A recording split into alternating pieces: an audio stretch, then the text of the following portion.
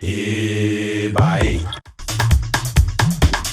Golden Coast, so called by Europeans on account of its abundant and copious yield of gold things and treasures of nature, as also of successful minds.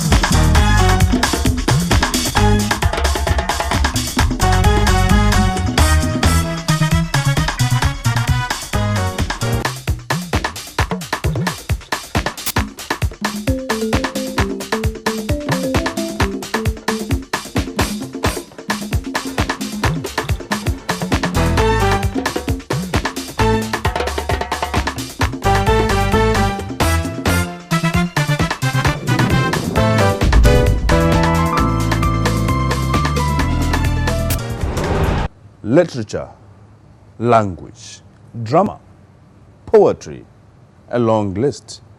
Yet the children of Ghana know the least. Looking through the shelves, none. Made in Ghana, none. Yet there are many sons and daughters whose work are cast in stone. Just trying to dabble in a little poetry. We'll be talking with an enlightened and liberated daughter of Ghana. Today, we'll commence our series on culture.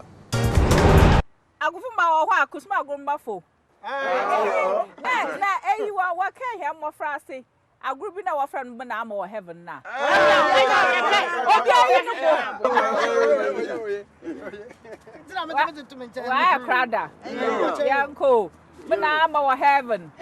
Heaven bokum sechi mama adum kutu benya dasma proyi bokum dencham ko watcher kom fako ako gong idia fante bu pe ya basa na ye bio ya ntantam bo obi amfa no bontune heaven bokum sechi mama adum kutunya benya dasma proyi bokum dencham ko watcher kom fako ako gong idia fante bu pe ako gong kwa idia fante bu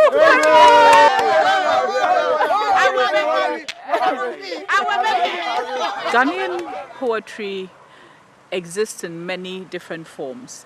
If you talk about written poetry, you might ask yourself whether it's authentic. But what is something that is authentic? It's something that has been created in a certain environment. That environment may involve influences from various sources. But once the people who are doing the creation take it up and create it out of their own imagination, you can call it authentic. Now, even more so, because our poets have written on the basis of their traditions. They've tried to use the rhythms, they've tried to use the stylistics or the style of traditional poetry in order to show where their roots are. So even though many of our poets have written in English, you can often feel the rhythm of the traditions. I'd like to, if we want to talk about somebody like Atukwe Okai, who is the president of the Pan-African Writers Association, his main strength is in using traditional rhythms. So in a poem like Oath to Fontom From, he punctuates his poem with the word Fontom From, so that by the end of the poem, you feel as if you are really hearing those drums, playing. The elders can tell the difference, my boy. The elders can always tell. But it is so hard for a child to believe them. They often do not say, you can tell you have come of age when your own hand can reach and sponge all of your back. Yet when we swear by our backs we have never seen, we are affirming it is someone else who must stitch for us the tear there. It is the wild and cultivated kola nuts. Only the wise can pick them out.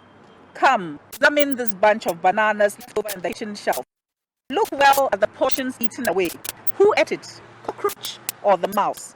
The elders can tell the difference, but which child does think he also knows? Try explaining to his trusting heart that the ant which stings his tender parts has been hiding among his clothes. So the naked blade is best allowed to free itself from the child's grips. Ghanaian poetry, of course, is of a wide range. We have poetry that is part of our lives. We have the poetry that we engaged in even in conversation, in our funerals, the appellations, even our names are poetic. Naming ceremonies, festivals, we use poetry all the time. People greet each other and you can feel the rhythm, you can hear the play on words, and that is part of our lives. And so I think we need to remember all the time that if we only concentrate on the written poetry that we find in books, then we are missing the point about the value of poetry in our lives.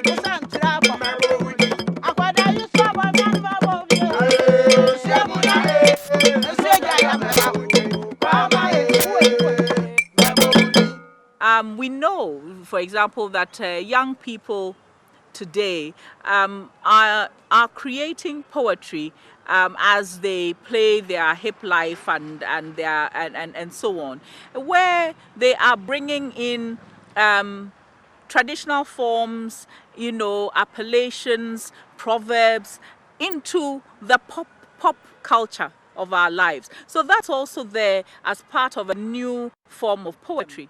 Now, give me a bead that's wrapped in joy. Find me a bead to carry my grief. We sing of beads and sing with beads. Just see how they show on us. Beads are the ZZ of our joyous trails, the ziz of life when all else fails. Beads are zani, zesty, zingy, the greatest zaiku, a grief's zapper. Okay? And this is going to be part of a book that is actually factual about beads, and it's going to go international. And so, the poetry is relevant not only here but globally. And what is sad, of course, is that perhaps we are not, teaching young people enough. Young people do write poems. There are poetry clubs that are forming, and indeed, they talk about contemporary things like HIV and so on. But sometimes you find that perhaps the artistry that we used to find is not as high. And that poetry is one of the most reflective of the arts, where actually many poets do perhaps have a social goal ultimately, but they also are reflecting on life, and from their angle, it's a point of view. You don't have to be neutral when you do a poem. You don't have to be objective. You are supposed to provide a point of view. You are supposed to touch people's emotions and share what you are feeling. It's about feeling, And so the notion of just applying poetry to social issues, I think, is an abuse almost of poetry, because really what we want to do is to be moved by it. The sort of thing that makes you cry. cry, that makes you laugh. The reason why people, will go into a trance in church or whatever is partly because of the gravity of the words that they are hearing and how it moves them. So we have an anthology of contemporary Ghanaian poems edited by Welly Dekuche and John Saki. And there are people that you may not have heard of before, young people who have been featured in this book. Somebody like Abba Opong, she writes a poem called Freedom. And it reminds one of people wanting to travel outside Ghana and so on. She says, "We were not made only to wash dishes, launder clothes, mow lawns, live on a shoestring budget while we beg crumbs off their table, remaining as playthings to be disposed of when and where they wish. Look out there. There's enough space to live and thrive. The computer is humming gently, caressingly. The aeroplane is waiting on the runway without a pilot.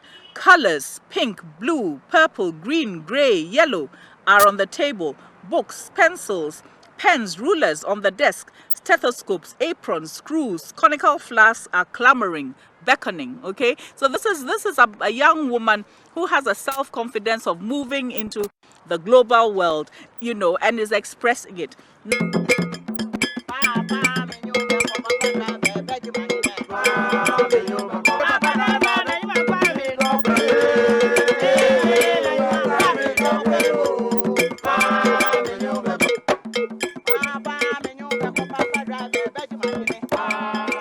In our traditions, poetry is shared.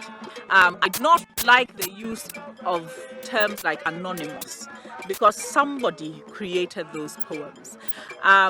They are shared and passed on from generation to generation, but they are also created quite spontaneously.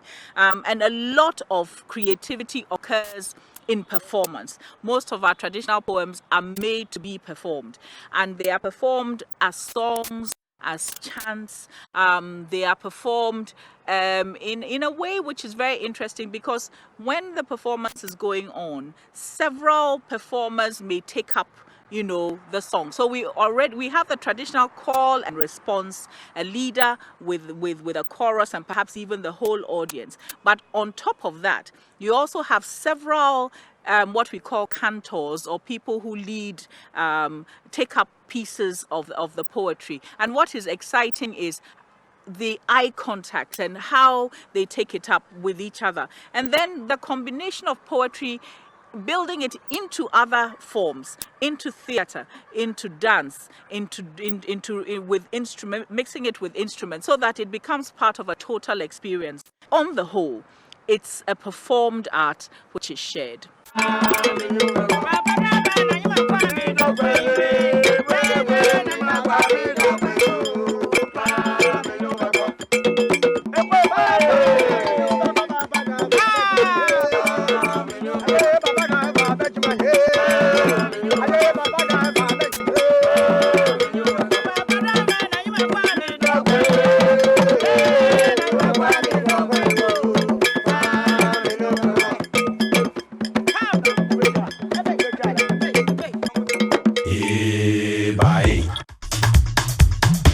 The Golden Coast, so called by Europeans on account of its abundant and copious yield of gold things and treasures of nature, as also of successful minds.